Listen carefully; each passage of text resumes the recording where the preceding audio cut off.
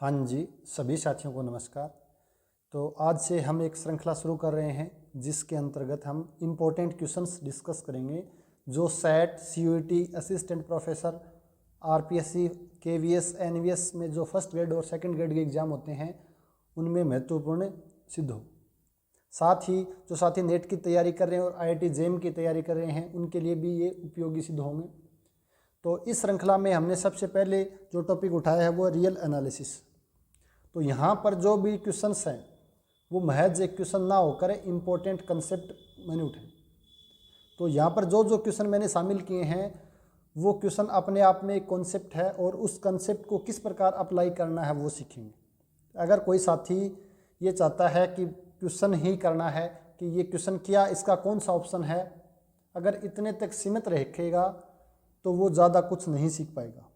तो यहाँ पर आपको ये एज एक लेक्चर के रूप में देखना होगा और सीखना पड़ेगा, क्योंकि मैंने जो भी ऑप्शन है यहाँ पर तो उन प्रत्येक ऑप्शन को हम डिस्कस करेंगे कि ये ऑप्शन क्यों सही नहीं है या क्यों गलत है और साथ में कौन सा कंसेप्ट अप्लाई हो रहा है। दूसरी चीज़, यहाँ पर मैंने क्वेश्चन हैं वो सभी टाइप के ऐड किए हैं। वो रियल एनालिसिस के भी हैं, मैट्रिक स्पेस के भी हैं और टोपोलॉजिकल स्पेस के भी। अकेला रियल एनालिसिस नहीं है, इसमें मैट्रिक स्पेस, टोपोलॉजी और रियल एनालिसिस तीनों टॉपिक कवर करने की कोशिश करेंगे। साथ ही जो साथी सीयूटी की तैयारी कर रहे हैं तो अपने सिलेबस को देख लेंगे कि कौन सा टॉपिक अपने सिलेबस में है। तो जो क्वेश्चन अपने टॉपिक से रिलेटेड नहीं है वो उसको स्किप कर सकता है, लेकिन जो टॉपिक अपने सिलेबस में है उसको शुरू से लेकर लास्ट तक देखें। ये नहीं कि बीच में ये देख लें कि कौन सा आंसर आ रहा है। अगर आप ऐसे करोगे तो उस क्वेश्चन का आंसर ज़रूर याद कर लोगे, लेकिन उसके पीछे जो कंसेप्ट है या इससे रिलेटेड कोई दूसरा क्वेश्चन एग्जाम में आता है तो उसको सॉल्व नहीं कर पाओगे। तो यहाँ पर क्या करना, अपने को क्वेश्चन अच्छे से समझना है, फिर हमें ये देखना है कि इस क्वेश्चन में कौन सा कंसेप्ट अप्लाई होगा और वो कंसेप्ट है वो किस प्रकार अप्लाई होगा। साथ में दूसरी चीज़, अगर किसी क्वेश्चन में ये बोला है कि दिस इज़ नॉट ट्रू, अगर आप मैथमेटिक्स पढ़ रहे हो तो कोई भी स्टेटमेंट ट्रू है या कोई हम बोलें कि स्टेटमेंट सही है तो सही होने के लिए उसको प्रूफ देना पड़ेगा। दूसरी चीज़, अगर किसी स्टेटमेंट के बारे में हम बोल रहे हैं गलत है तो उसके लिए हमें काउंटर एग्जाम्पल देना पड़ेगा। आप अगर प्रूफ याद भी नहीं कर पाते हो, क्योंकि कई बार प्रूफ हैं वो काफ़ी लेंथी हो जाते हैं, बट आसान प्रूफ ध्यान में रखने हैं, लेकिन काउंटर एग्जाम्पल आपको हर स्टेटमेंट का पता होना चाहिए। अगर कोई स्टेटमेंट नॉट ट्रू है तो वो नॉट ट्रू क्यों है, उसका काउंटर एग्जाम्पल है वो आपको ध्यान में रखना है, याद रखना।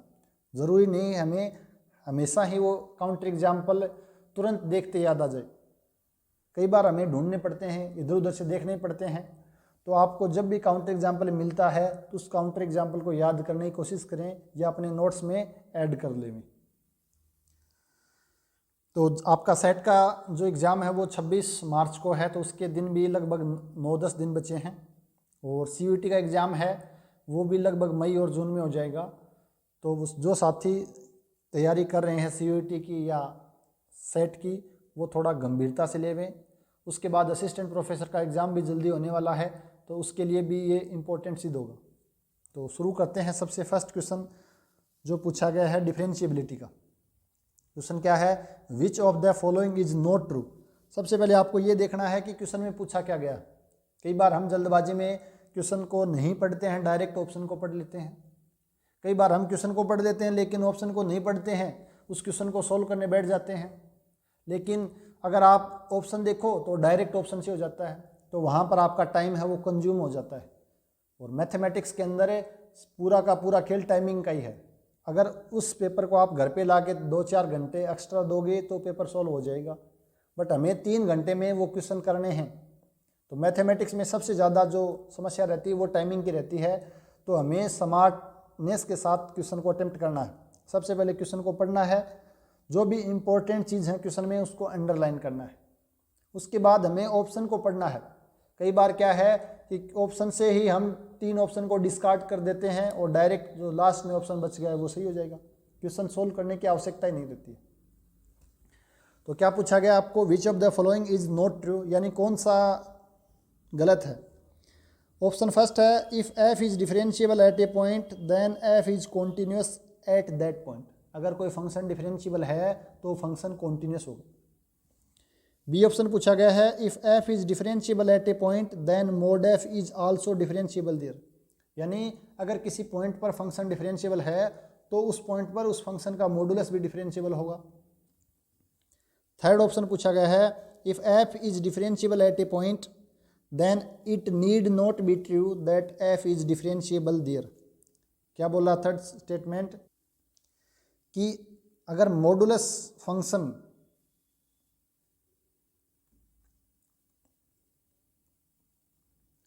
तो थर्ड ऑप्शन क्या है कि किसी फंक्शन का मोड अगर डिफरेंशिएबल फंक्शन है तो ज़रूरी नहीं वो फंक्शन डिफरेंशिएबल है।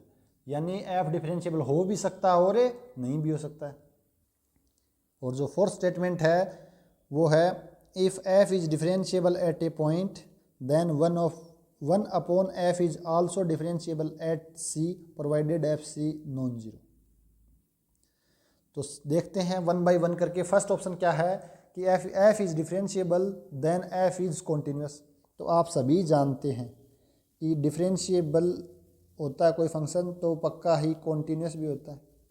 या मैं बोलूँ डिफरेंशिएबिलिटी है वो कॉन्टिन्यूटी के लिए सफिशिएंट कंडीशन है, जबकि कॉन्टिन्यूटी है वो डिफरेंशिएबिलिटी के लिए नेसेसरी कंडीशन है। सेट 2013 के अंदर एक क्वेश्चन पूछा गया था कि फंक्शन है कोई डिफरेंशिएबल फंक्शन तो उसके लिए कॉन्टिन्यूटी कौन सी कंडीशन है, नेसेसरी कंडीशन है, सफिशिएंट कंडीशन है। तो कई बार हमें यही नहीं पता होता कि नेसेसरी कंडीशन किसको बोलते हैं, सफिशिएंट कंडीशन क्या होती है। ठीक है, हमें ये पता है लेकिन हमें जो स्टेटमेंट जिस लैंग्वेज में पूछा उस लैंग्वेज समझ में नहीं आती। तो आपको पता होना चाहिए कि नेसेसरी कंडीशन और सफिशिएंट कंडीशन में क्या डिफरेंस है।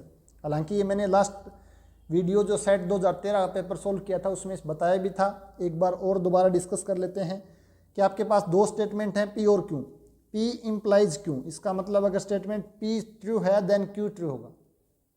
अगर इस प्रकार है तो जो कंडीशन क्यू है वो पी के लिए नेसेसरी कंडीशन है। कौन सी कंडीशन है? Necessary condition. जबकि कंडीशन पी है या मैं बोलूँ स्टेटमेंट पी है वो स्टेटमेंट क्यू के लिए सफिशिएंट कंडीशन है, सफिशिएंट कंडीशन है। तो यहाँ पर डिफरेंशिएबिलिटी इंप्लाइज कॉन्टिन्यूटी करता है, यानी फंक्शन डिफरेंशिएबल है तो कॉन्टिन्यूस होगा, तो यह आपके पास नेसेसरी कंडीशन हो जाएगी और यह आपके पास सफिशिएंट कंडीशन हो जाएगी। तो सफिशिएंट कंडीशन का मतलब क्या है कि फंक्शन डिफरेंशिएबल है तो पक्का ही कॉन्टिन्यूस होगा।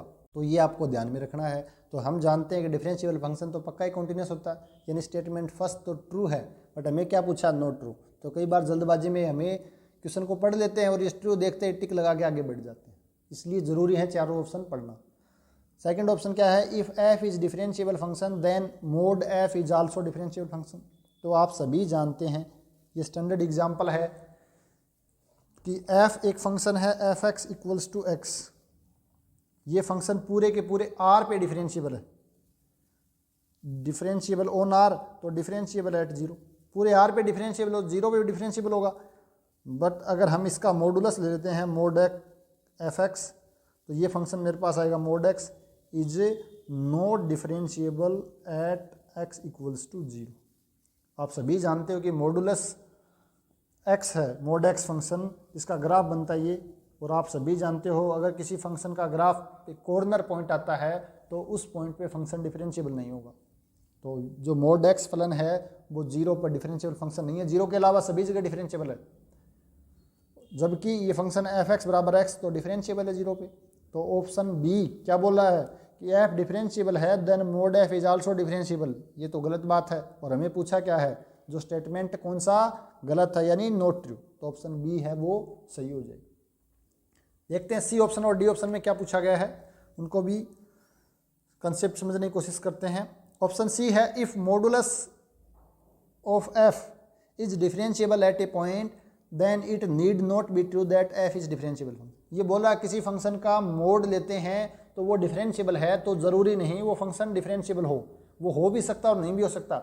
यानी आपको दो काउंटर एग्जाम्पल ऐसे देने पड़ेंगे जिसके अंदर मोड एफ तो डिफरेंशिएबल है लेकिन एफ डिफरेंशिएबल है एक में और एक में डिफरेंशिएबल नहीं है। तो मैं सी ऑप्शन को देखता हूँ, तो एक फंक्शन लेता हूँ एफ एक्स बराबर 1 और -1 जब x belongs to rational number और जब x belongs to irrational number. और आप जानते हो ये फंक्शन डिफरेंशिएबल फंक्शन नहीं होता है। आप सोच के बताओ क्यों नहीं होता है, उसके बाद मैं इसका जो इंपॉर्टेंट रिजल्ट है वो भी यहाँ पर डिस्कस करूँगा। तो ये function f x is nowhere differentiable है ऑन आर, यानी आर के किसी भी पॉइंट पर डिफरेंशिएबल फंक्शन नहीं है। आप सभी जानते हैं ये किस प्रकार नहीं है, कौन सा रिजल्ट यूज किया हमने यहाँ पर, आप बताओ, उसके बाद हम उस रिजल्ट को भी देखेंगे। बट अगर मैं मॉडुलस लेता हूँ इस फंक्शन का तो मेरे पास क्या आ जाएगा, वो आ जाएगा 1। Constant function is differentiable everywhere, यानी एक फंक्शन हमने इस प्रकार देख लिया जो डिफरेंशिएबल नहीं है उसका मोड डिफरेंशिएबल है। अगर मैं यहाँ पर दूसरे एग्जाम्पल की बात करूँ तो एक फंक्शन ले लेता हूँ मैं कांस्टेंट फंक्शन। तो function f x is differentiable है ये तो एवरीवेयर, और इसका मोड लेता हूँ मैं mod f x, this is also too, this is also differentiable everywhere. यानी हमने एक फंक्शन ऐसा देख लिया है जो फंक्शन खुद भी डिफरेंशिएबल है, उसका मोड भी डिफरेंशिएबल है, और एक ऐसा फंक्शन देख लिया जो एफ एक्स तो डिफरेंशिएबल है लेकिन उसका मॉडुलस डिफरेंशिएबल नहीं है। दिस इम्प्लाइज कि F need not B differentiable. Need not का मतलब क्या है, हो भी सकता और नहीं भी हो सकता। तो हमने ये थर्ड ऑप्शन देख लिया। अब जो ये ऑप्शन फंक्शन गिवन है ये डिफरेंशिएबल क्यों नहीं है, तो अगर कोई फंक्शन कॉन्टिन्यूस नहीं है तो डिफरेंशिएबल भी नहीं होगा। तो यहाँ पर एक रिजल्ट हम देखते हैं कि एक फंक्शन एफ एक्स डिफाइन किया गया है इस प्रकार। एक फंक्शन है 5(1)x जब x belongs to rational number, 5(2)x जब x belongs to irrational number, where 5(1) and 5(2) are continuous function. क्या है, continuous function. Then f is continuous at a if 5(1)a equals to 5(2)a। यानी कोई function f x इस प्रकार define किया गया है कि रेशनल नंबर पे तो वो 5(1)x टाइप से डिफाइन है और इरेशनल नंबर पे 5(2)x से डिफाइन किया जाता है। जहाँ पर 5(1)x और 5(2)x हैं ये दोनों के दोनों क्या हैं, कॉन्टिन्यूस फंक्शन है, continuous function. Then function f x है वो ए पर कॉन्टिन्यूस कब होगा, जब ए है वो फंक्शन 5(1) और 5(2) दोनों का रूट हो तो फंक्शन क्या हो जाएगा, कॉन्टिन्यूस हो जाएगा। लेकिन यहाँ पर तो हम देखें कि 5(1) मेरे पास 1 है और 5(2) मेरे पास -1 है, ये फंक्शन कभी भी इक्वल नहीं हो सकते। जब मैं ऐसे बोलूँ कि उस पॉइंट पर कॉन्टिन्यूस होंगे जहाँ पर दोनों फंक्शन क्या हो जाएं, इक्वल हो जाएं, तो ये दोनों फंक्शन तो किसी भी रियल नंबर पर इक्वल नहीं होंगे। This implies it is not continuous everywhere, यानी कहीं भी कॉन्टिन्यूस नहीं है, इसका मतलब डिफरेंशिएबल भी नहीं होगा। तो इस रिजल्ट का मैं यूज किया है, तो आप इस रिजल्ट को भी ध्यान में रखें। अब देखते हैं ऑप्शन नंबर डी में क्या गिवन है, if f is differentiable at a point then 1/f is also differentiable at c provided f c is non zero. तो डी ऑप्शन में क्या है, इसने बोला डी ऑप्शन में कि इफ एफ डिफरेंशिएबल है, this implies 1/f is also differentiable for, कब होगा differentiable, if f of c is non zero at c पर डिफरेंस, किसी भी पॉइंट पर डिफरेंशिएबल कब होगा, जब ये डिनोमिनेटर में फंक्शन गिवन है उस पॉइंट पे नॉन जीरो हो तो हमेशा ही डिफरेंशिएबल होगा। यहाँ से हम एक चीज़ और भी देख सकते हैं कि एफ एंड जी, इस रिजल्ट को थोड़ा सा और हम एक्सटेंड करें, if f and g are differentiable function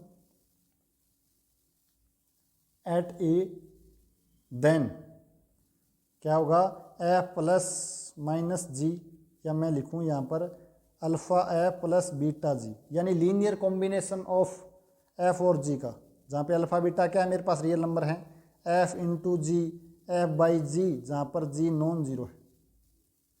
उसके बाद मैं बात करूँ तो mode F R differentiable, mode F नहीं आएगा सॉरी, यहाँ पर आर डिफरेंशिएबल फंक्शन। तो आप ध्यान में रख सकते हो अगर कोई दो फंक्शन गिवन है तो उनका लीनियर कॉम्बिनेशन भी डिफरेंशिएबल फंक्शन होगा, उनका मल्टीप्लिकेशन भी डिफरेंशिएबल फंक्शन होगा, और f बाई जी जहाँ पर g नॉन जीरो है वो भी क्या होगा आपके पास डिफरेंशिएबल फंक्शन होगा। तो ये कंसेप्ट भी आपको ध्यान में रखना है।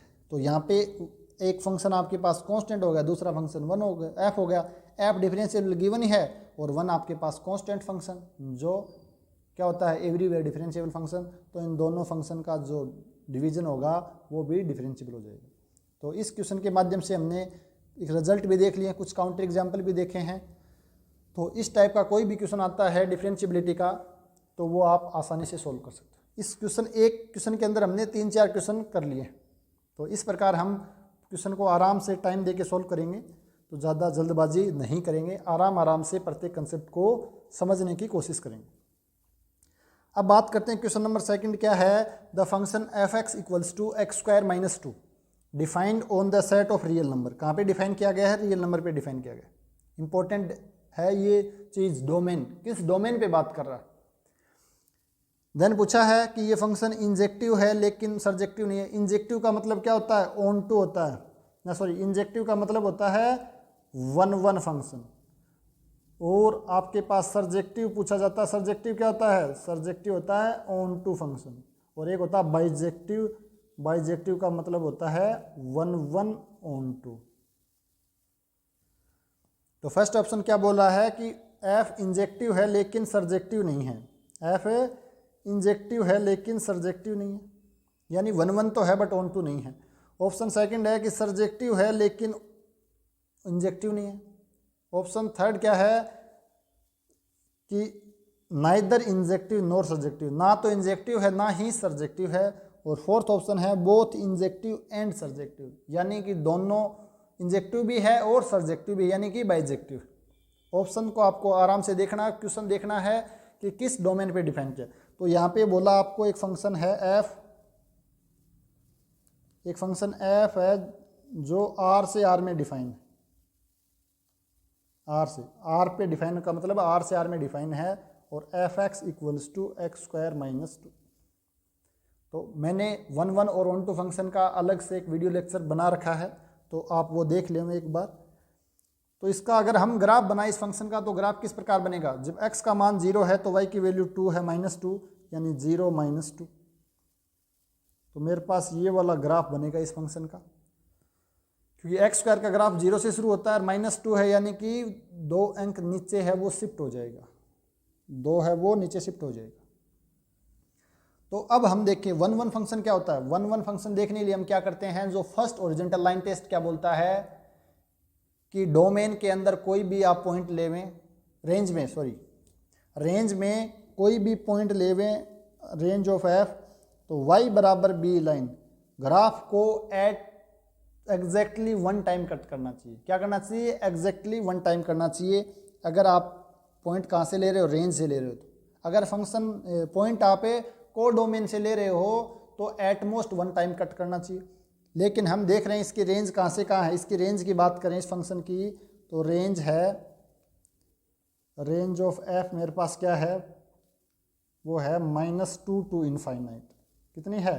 -2 टू इनफाइनाइट। और मैं बात करूँ इस फंक्शन के डोमेन की, तो पूरे आर पे डिफाइन है। तो डोमेन में एक पॉइंट मैं ले लेता हूँ y बराबर 1, तो y बराबर 1 ये लाइन ले लेते हैं। तो इस फंक्शन को के ग्राफ को एक से ज़्यादा बार कट करे, 2 बार कट करे। अगर कोई भी दूसरी लाइन ले लो वो भी इसको 2 बार कट करे, यानी फंक्शन 1 1 नहीं है। F is a not 1 1 by first horizontal line test. अब हम बात करें दूसरी चीज़ कि रेंज ऑफ एफ है वो कोडोमेन के बराबर नहीं है। कोडोमेन कितना है इसका? आर है, जबकि रेंज एफ मेरे पास कितनी है? चूँकि -2 to infinite is not equals to पूरे के पूरे रियल नंबर। तो रेंज अगर कोडोमेन के बराबर नहीं, इसका मतलब function is not onto, f is a not onto. तो फंक्शन 1 1 भी नहीं है और ऑन टू भी नहीं है। तो यहाँ से हमने क्या देख लिया है कि फंक्शन जो गिवन है आपके पास वो फंक्शन ना तो इंजेक्टिव है ना ही सर्जेक्टिव। तो ऑप्शन बी है वो करेक्ट हो जाएगा।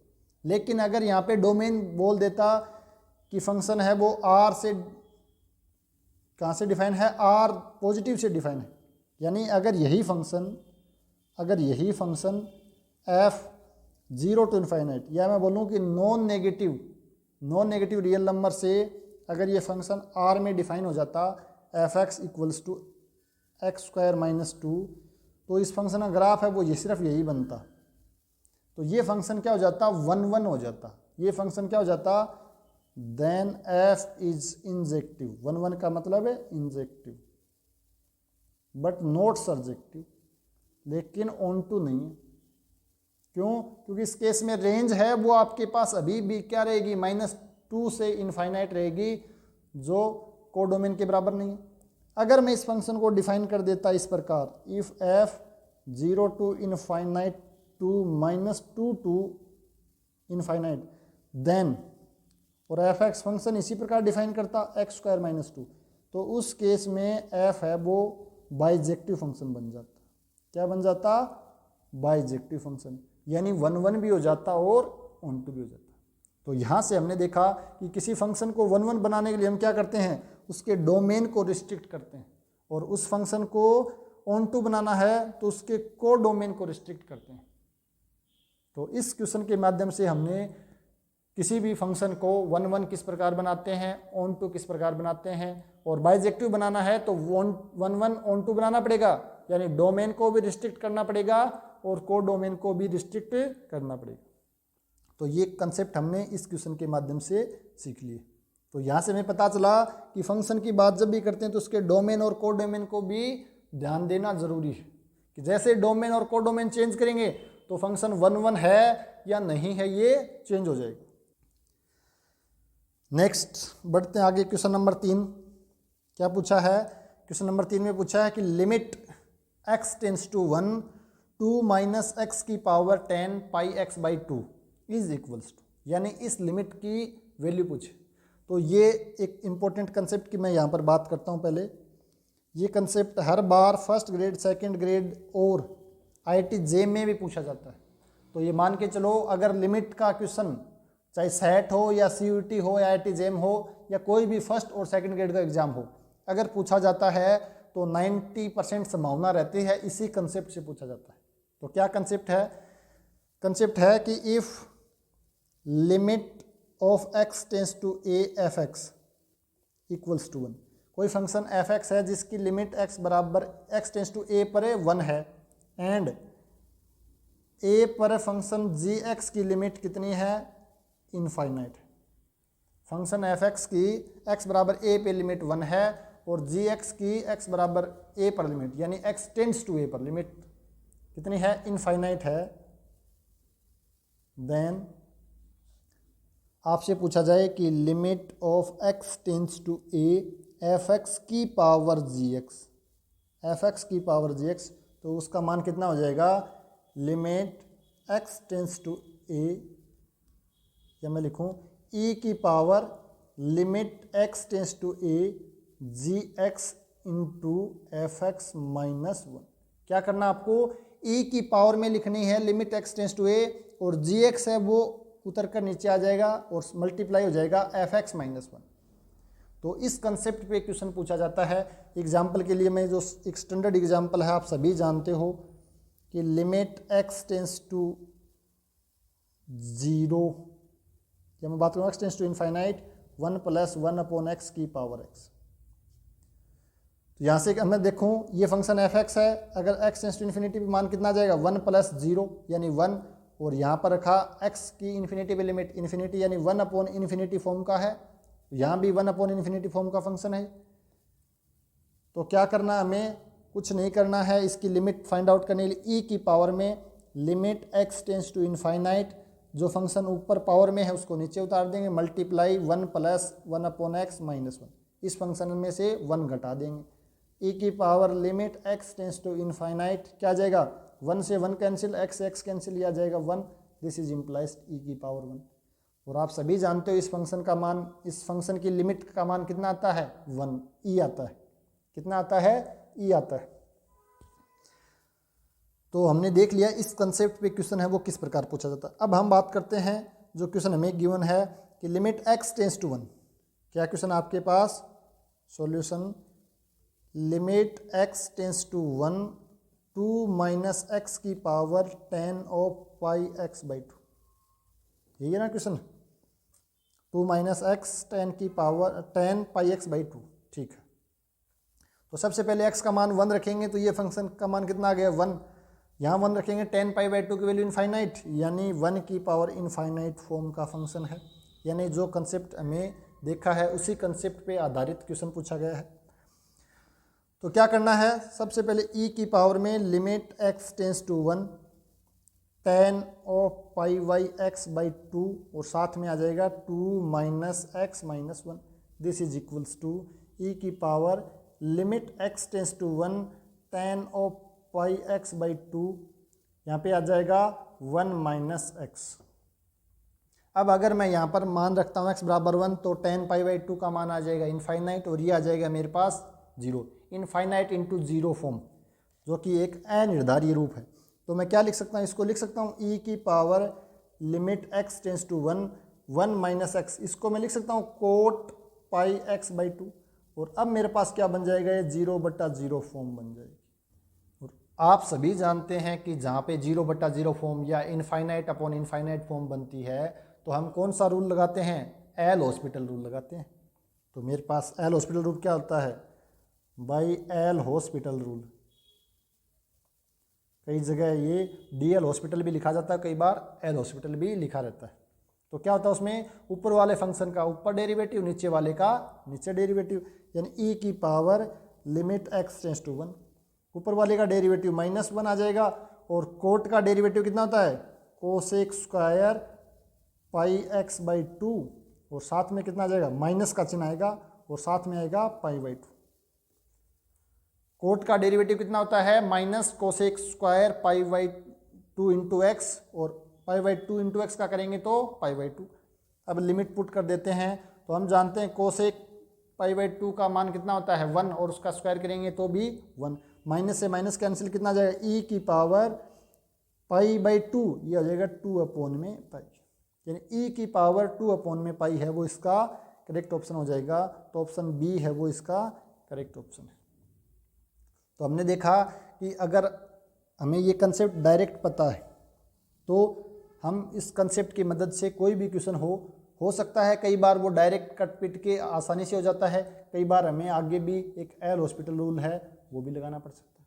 तो यहाँ पर हमने दो कंसेप्ट देख लिए, एक तो एल हॉस्पिटल रूल कब लगता है और कैसे लगता है, दूसरा कि 1 की पावर इन्फिनिटी फॉर्म का कोई भी फंक्शन है तो उसकी लिमिट है वो किस प्रकार फाइंड आउट करते हैं।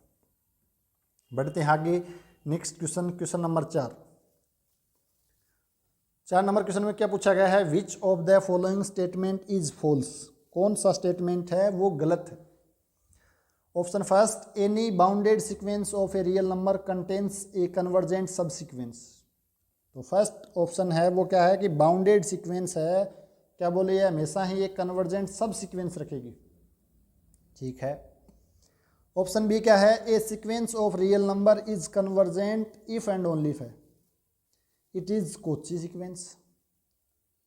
ऑप्शन थर्ड क्या है, if a is accumulation point of a sequence. Accumulation point क्या होता है, इसका दूसरा नाम है लिमिट पॉइंट और इसी का दूसरा नाम है क्लस्टर पॉइंट। इस सीक्वेंस का क्या है मेरे पास, ए लिमिट पॉइंट है, then there exist a sub sequence that converge to ए। और जो फोर्थ स्टेटमेंट है, any sequence is convergent if and only if it is bounded, यानी कोई सीक्वेंस कन्वर्जेंट है तो बाउंडेड होगी और बाउंडेड है तो वो कन्वर्जेंट।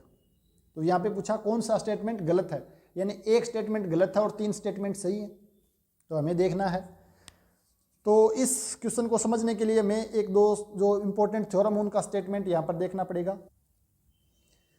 तो मैं बात करूँ फर्स्ट कंसेप्ट की यहाँ पर, तो एक थ्योरम आपने पढ़ी होगी, बोल्जानो-वायरस्ट्रास थ्योरम। क्या है, बोल्जानो-वायरस्ट्रास थ्योरम। एक बार स्पेलिंग देख लेना आप इंग्लिश में। तो इसका स्टेटमेंट क्या है, एवरी बाउंडेड सीक्वेंस,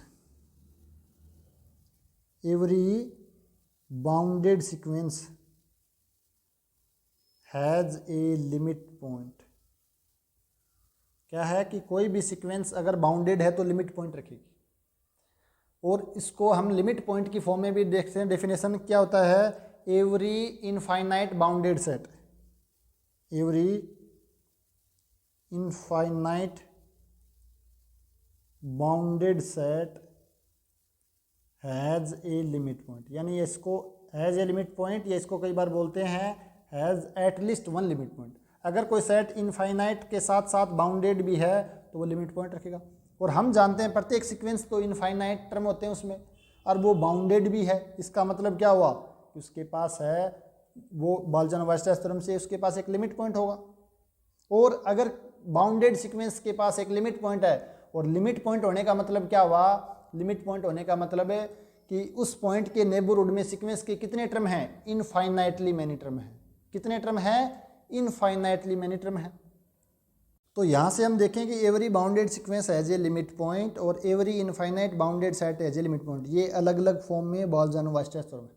तो अगर बाउंडेड सीक्वेंस का लिमिट पॉइंट है तो वहाँ पर हमें एक ऐसी सीक्वेंस मिलेगी। ये स्टेटमेंट होते ही हमें ये मिलता है कि every sequence has A convergent subsequence. तो प्रत्येक sequence, every bounded sequence has A convergent, every bounded sequence has A convergent. दोनों, और इन दोनों स्टेटमेंट को कंबाइंड कर दें तो ये स्टेटमेंट ध्यान रखना, if a sequence has a limit point then there exist a sub sequence which converge to that limit point। यानी किसी सीक्वेंस के पास एक लिमिट पॉइंट है, इसका मतलब क्या है कि एक सब सीक्वेंस है जो उस पॉइंट पे कन्वर्ज कर रही है, तो अब देखते हैं स्टेटमेंट। फर्स्ट स्टेटमेंट क्या है, any bounded sequence of real number contains एक कन्वर्जेंट सब सीक्वेंस। अगर बाउंडेड सीक्वेंस है तो उसके पास एक लिमिट पॉइंट होगा, और लिमिट पॉइंट होने का मतलब क्या है, उसके पास एक कन्वर्जेंट सब सीक्वेंस होगी जो उस पर कन्वर्ज करेगी। तो कन्वर्जेंट सब सीक्वेंस होगी, यानी स्टेटमेंट तो ट्रू है। हमें पूछा कौन सा स्टेटमेंट गलत है। A sequence of real number is convergent if and only if it is Cauchy. तो ध्यान रखना आर एन के अंदर, आप आर में नहीं, इन आर एन में ध्यान रखना, Euclidean space R n, in R n a sequence is convergent if and only if it is Cauchy।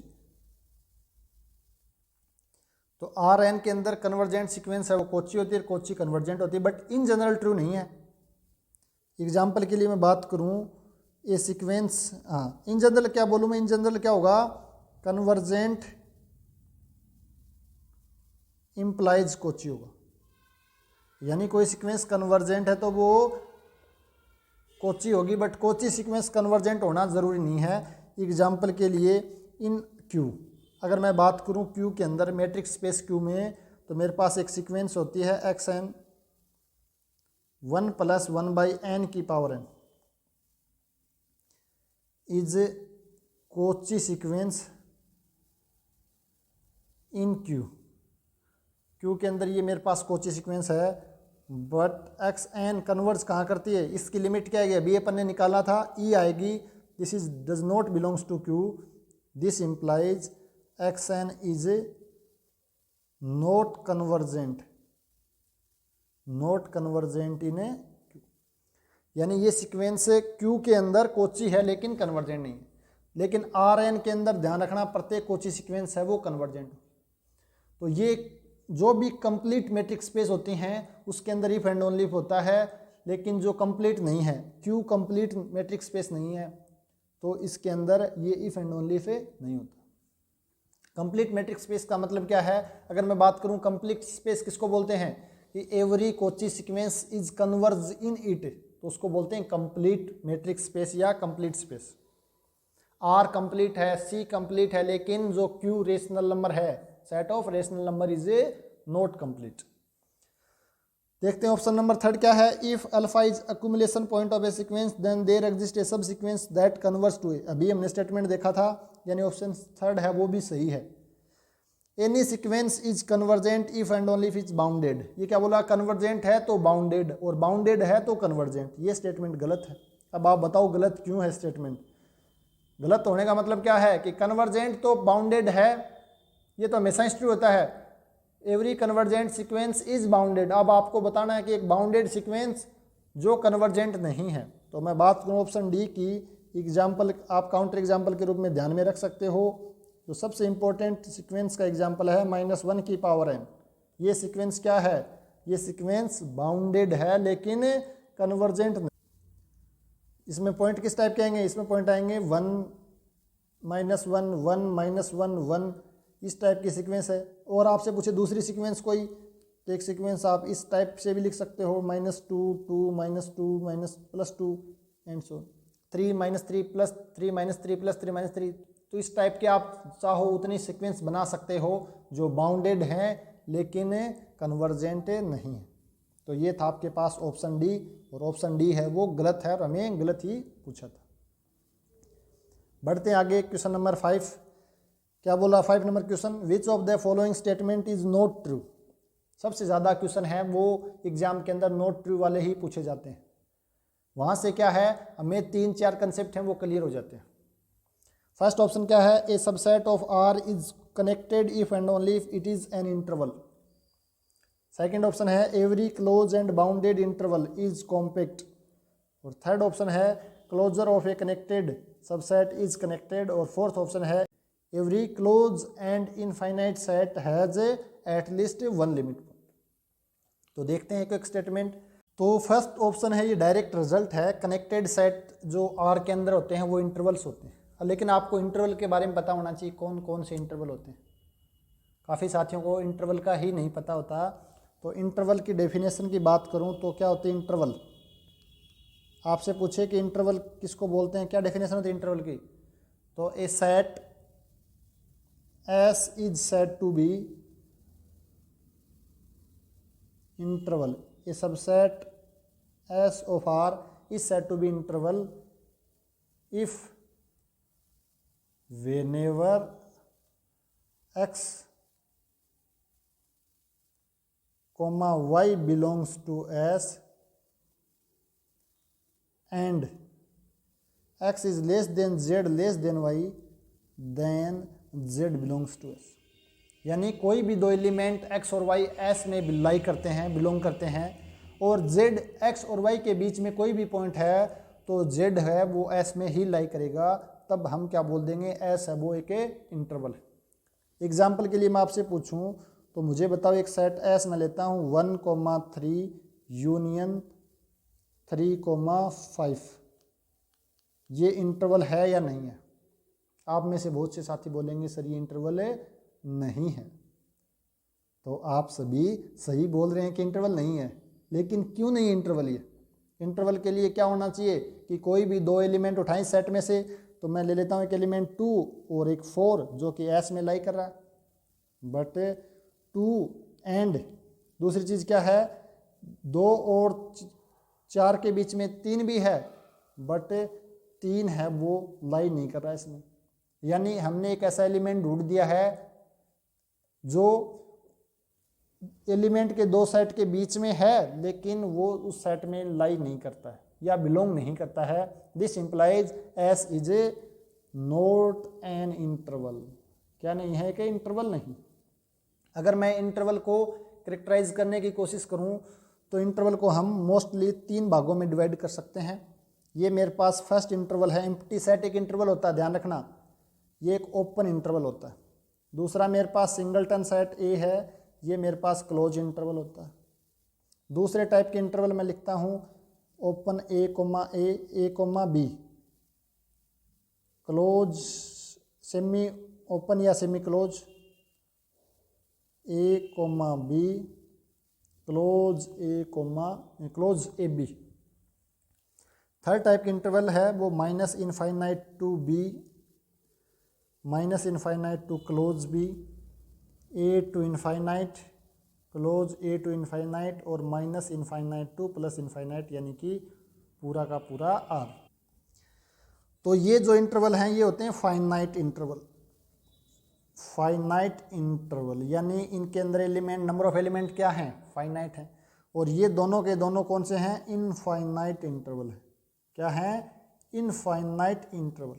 अगर हम फाइनाइट और इनफाइनाइट के रूप में बांटें तो ये दो इंटरवल तो फाइनाइट होंगे, ये इनफाइनाइट इंटरवल होंगे। या मैं बोलूँ इनफाइनाइट के साथ में इन इंटरवल की कार्डिनलिटी है वो क्या होगी, अनकाउंटेबल होगी। जो इनफाइनाइट इंटरवल हैं इनकी कार्डिनलिटी है वो इनफाइनाइट होती है, जबकि फाइनाइट इंटरवल हैं इनकी कार्डिनलिटी है वो फाइनाइट होती है। अब अगर हम बात करें इन दोनों को एक साथ, ये मिक्स ना हो जाए थोड़ा सा, हाँ इस प्रकार ये दोनों इंटरवल हैं ये बाउंडेड इंटरवल होते हैं। क्या होते हैं, बाउंडेड होते हैं। और जबकि ये वाला है सब सारे के सारे ये वाले ये होते हैं अनबाउंडेड। तो बाउंडेड सेट क्या होता है, बाउंडेड सेट का मतलब आप सभी समझते हो, कोई सेट एस इज बाउंडेड। कब होता है एस कोई set bounded, if there exist a K greater than 0 such that mod x less than K for all x belongs to S. यानी एस का प्रत्येक एलिमेंट का जो मॉडुलस है वो के से छोटा होना चाहिए। दैट इज, जिसका मतलब क्या हुआ, एक्स है वो माइनस के से प्लस के में लाई करना चाहिए। यानी मुझे उस सेट के प्रत्येक एलिमेंट का लोअर बाउंड भी मिल जाए और अपर बाउंड भी मिल जाता है, तो उस केस में वो उस केस में वो सेट है वो बाउंडेड होगा। अगर या तो अपर बाउंड एग्जिस्ट नहीं करे या लोअर बाउंड एग्जिस्ट नहीं करे या दोनों ही अपर और लोअर बाउंड एग्जिस्ट नहीं करे, तो उस केस में वो सेट है वो अनबाउंडेड हो जाता है। तो ये सारे इंटरवल एक सेट तो होते ही हैं। तो ये मेरे पास बाउंडेड इंटरवल है, ये मेरे पास अनबाउंडेड इंटरवल है। तो मैं बात करूं तो 5 तो ये हो गए, 4 ये 9 और 2 11, यानी जो इंटरवल हैं उनको 11 टाइप से हम बांट सकते हैं। तो इसने क्या पूछा है कि कनेक्टेड सेट रियल नंबर के, तो आपसे पूछे कि आर का कनेक्टेड सेट, तो वो सिर्फ इंटरवल ही होंगे। अगर इनमें से कोई सेट है सिर्फ वही क्या होगा, कनेक्टेड होगा आर के अंदर। और ये आप ध्यान में रख सकते हो 11 टाइप के इंटरवल हैं। तो आपसे पूछे कि विच of the following set is not connected, तो आपको सिर्फ ये देखना है कि इन 11 में से तो नहीं है। अगर इन 11 में से है तो कनेक्टेड, अदरवाइज डिसकनेक्टेड। नेक्स्ट देखें सेकंड ऑप्शन क्या है, every close and bounded interval is compact. Interval की बात, इसका मतलब क्या है, हम आर में बात कर रहे हैं। तो आर में कॉम्पैक्ट सेट कौन से होते हैं, आर के अंदर कॉम्पैक्ट सेट का मतलब क्या है, जो क्लोज हो और बाउंडेड हो। इन आर में नहीं, आर एन के अंदर भी, आर एन में भी क्लोज और बाउंडेड सेट हैं वो क्या कहलाते हैं, कॉम्पैक्ट कहलाते हैं। अगर मैं इन जनरल मैट्रिक्स स्पेस की बात करूं तो वहां पर जो कॉम्पैक्ट स्पेस है वो क्या होते हैं, एवरी ओपन कवर है जे finite cover, then matrix space क्या कहलाता है, कॉम्पैक्ट कहलाता है। लेकिन आर के अंदर आपको देखना close plus bounded. Third option है closure of a connected subset is connected. तो यह भी एक रिजल्ट के रूप में है, if S is connected, S is connected है, देन इसका क्लोजर क्या होगा, एस क्लोजर है इज आल्सो कनेक्टेड। अगर कोई सेट कनेक्टेड है तो उसका क्लोजर भी क्या हो जाएगा, कनेक्टेड होता है। क्लोजर में क्या होते हैं, वो सेट और उसका लिमिट पॉइंट का कलेक्शन। एस क्लोजर क्या होता है, S union derived set of S, यानी सेट और उसका यूनियन लेना है उसके लिमिट पॉइंट के साथ। तो ये तीनों के तीनों स्टेटमेंट तो ट्रू है। हमें पूछा कौन सा गलत है या not true. Every close and infinite set has at least one limit point. तो ये स्टेटमेंट तो क्योंकि हमने बता दिया कि 3 स्टेटमेंट तो सही हैं, तो चौथा अपने आप ही गलत हो गया। अब हमें ये बताना है कि ये गलत क्यों है, क्यों गलत है, यानी हम एक ऐसा काउंटर एग्जाम्पल दे दें कि जो क्लोज भी है और इनफाइनाइट सेट भी है लेकिन लिमिट पॉइंट नहीं है। तो इसके काउंटर एग्जाम्पल की बात करूं तो मेरे पास सेट ऑफ नेचुरल नंबर है, सेट ऑफ इंटीजर है, सेट ऑफ नेगेटिव इंटीजर है। आप कोई भी इस टाइप का इनफाइनाइट सेट ले लो जो इनफाइनाइट है और ये क्लोज भी है। क्लोज सेट किसको बोलते हैं, a set S is said to be close if it contains all its limit point. यानी कोई सेट एस को क्लोज कब बोलेंगे, S is close if and only if derived set of S contained करता हो एस, यानी contained in S. यानी कोई सेट अपने प्रत्येक लिमिट पॉइंट को कंटेन कर लेता है तो उस सेट को क्या बोलते हैं, क्लोज सेट बोलते हैं। और हम जानते हैं कि derived set of natural number हो या इंटीजर हो, क्या होते हैं, एम्प्टी सेट होता है, और एम्प्टी सेट है वो सेट ऑफ नेचुरल नंबर में कंटेन्ड है। दिस इंप्लाइज एन क्या है मेरे पास, क्लोज हो गया, और एन इनफाइनाइट भी है, लेकिन इसके पास तो लिमिट पॉइंट क्या है, एम्प्टी है ना। दिस इंप्लाइज, ये तो बात गलत हो गई कि एटलीस्ट वन लिमिट पॉइंट रखेगा, तो ऑप्शन फोर्थ या ऑप्शन डी है वो करेक्ट ऑप्शन हो जाएगा इस ऑप्शन के अकॉर्डिंग, इस क्वेश्चन के अकॉर्डिंग। नेक्स्ट आगे बढ़ते हैं, क्वेश्चन नंबर 6 क्वेश्चन नंबर में क्या पूछा गया है, which of the following series is absolutely convergent. तो सीरीज क्या गिवन है, फर्स्ट ऑप्शन क्या गिवन है,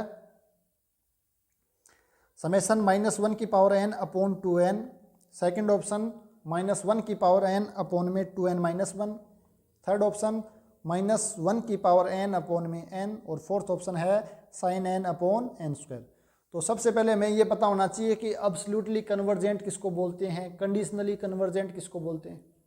सीरीज कन्वर्जेंट होने का मतलब आप सभी जानते हो, कोई भी सीरीज कन्वर्जेंट है इसका मतलब क्या है कि उसका सम है वो फाइनाइट है, या मैं बोलूँ कि उससे जो SOPS बनाते हैं, सीक्वेंस ऑफ पार्शियल सम, वो क्या है, कन्वर्जेंट है। डाइवर्जेंट का मतलब उसकी SOPS डाइवर्जेंट है या उस सीरीज का सम है वो इनफाइनाइट आ रहा है, तो उस केस में क्या आ जाएगी मेरे पास, सीरीज है वो डाइवर्जेंट हो जाएगी। अब दो वर्ड आते हैं मेरे पास, एक आता है एब्सोल्युटली कन्वर्जेंट, एब्सोल्युटली कन्वर्जेंट, और एक दूसरा वर्ड आता है मेरे पास कंडीशनली कन्वर्जेंट।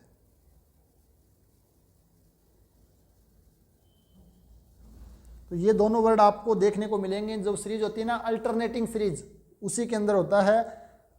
जो सीरीज हमारे sequence series of positive term है उसके अंदर या तो कन्वर्जेंट होगी या डाइवर्जेंट होगी, लेकिन जो सीरीज ऑफ अल्टरनेटिंग सीरीज है प्लस माइनस, तो वहाँ पर हमें दो टर्म देखने को मिलते हैं। तो मैं बात करूँ एब्सोल्युटली कन्वर्जेंट किसको बोलते हैं, a series summation xn is said to be absolute convergent if summation mod xn is convergent।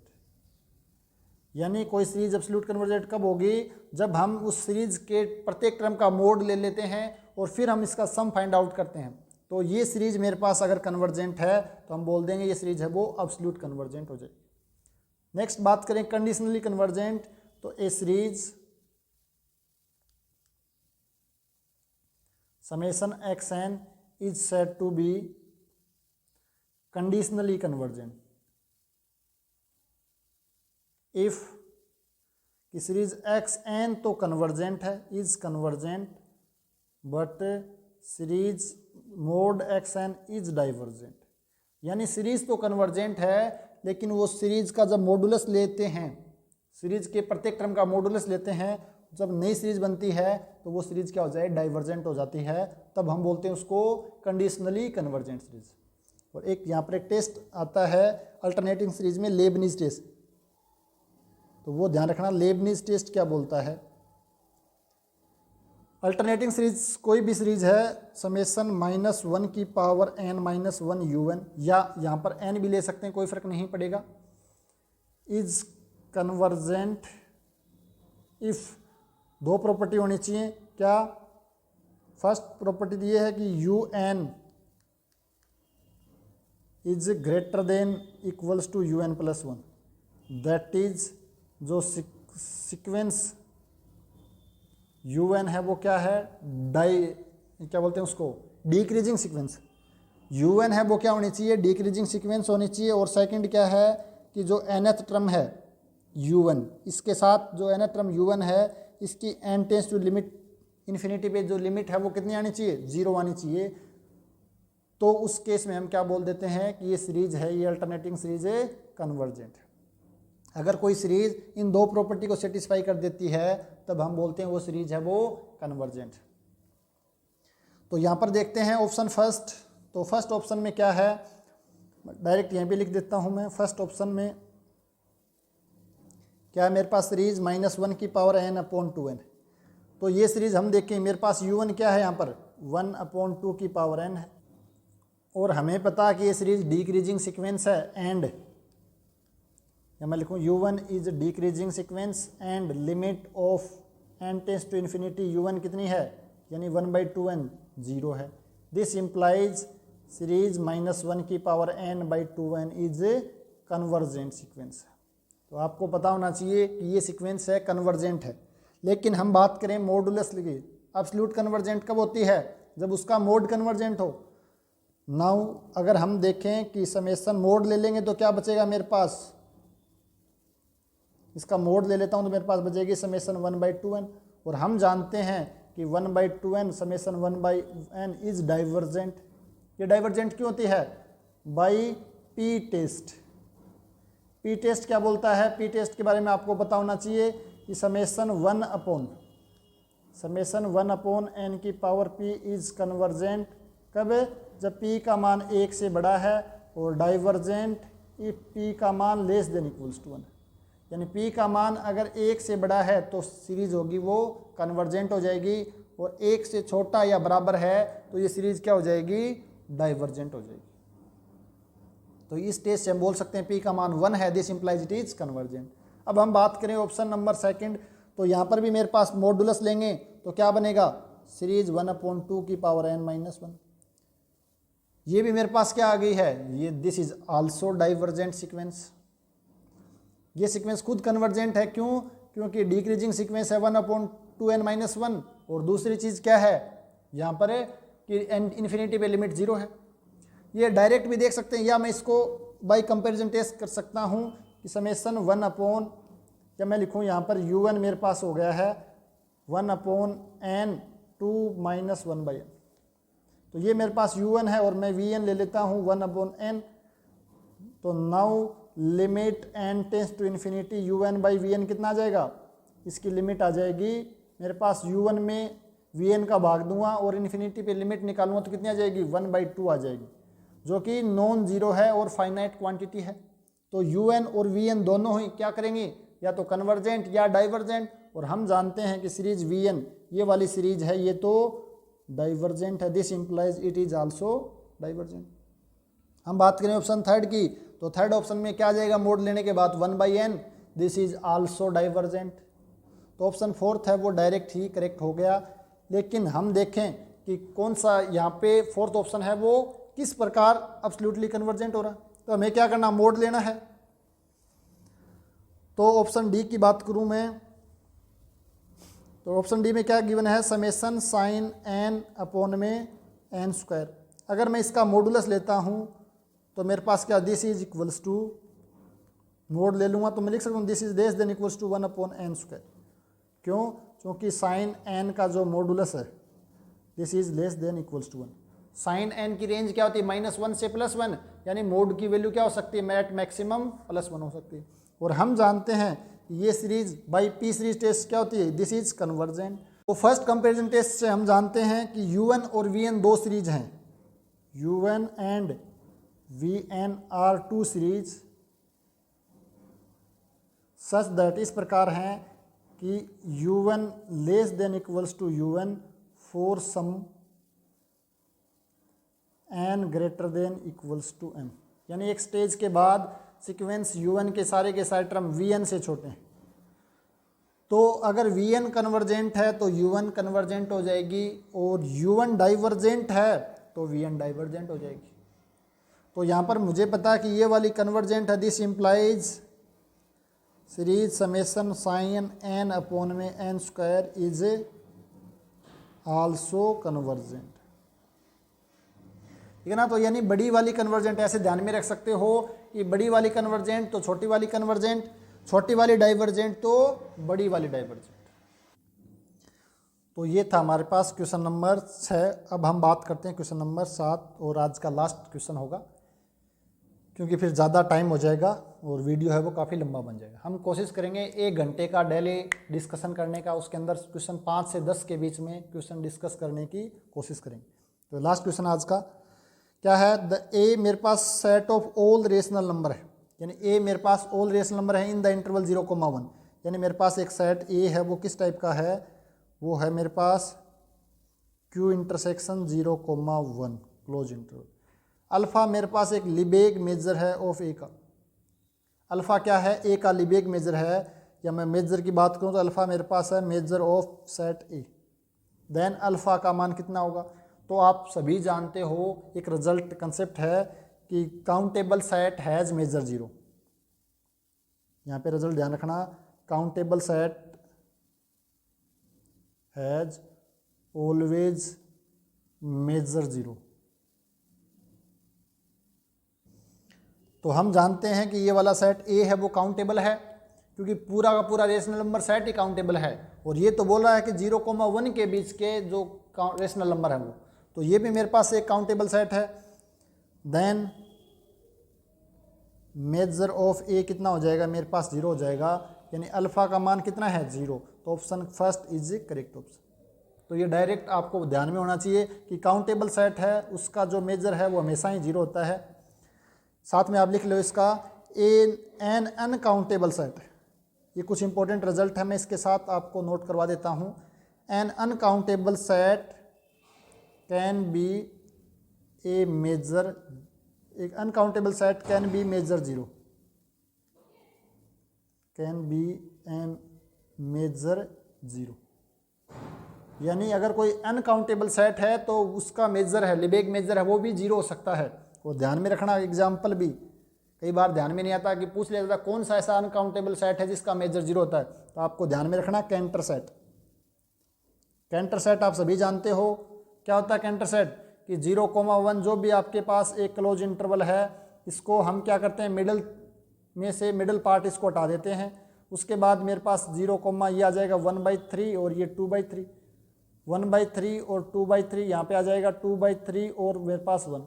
अब इसका वापस से मिडिल पार्ट है वो हम हटा देंगे, उसके बाद इसका मिडिल पार्ट भी हटा देंगे, तो मेरे पास यहाँ पे 1 2 3 2 यहाँ से 2 यहाँ 4 इंटरवल आ जाएंगे। तो इसको मैं बोल देता हूँ C1, ये C2। तो ये मेरे पास जो C1 C2 मेरे पास क्या आएंगे इंटरवल के, ये मेरे पास C2 सेट किस टाइप का आएगा 1,3 से ये 1/9 आ जाएगा, 1/9। इसी प्रकार ये आ जाएंगे सभी का यूनियन, मेरे पास क्या आ जाएगा C2 आ जाएगा।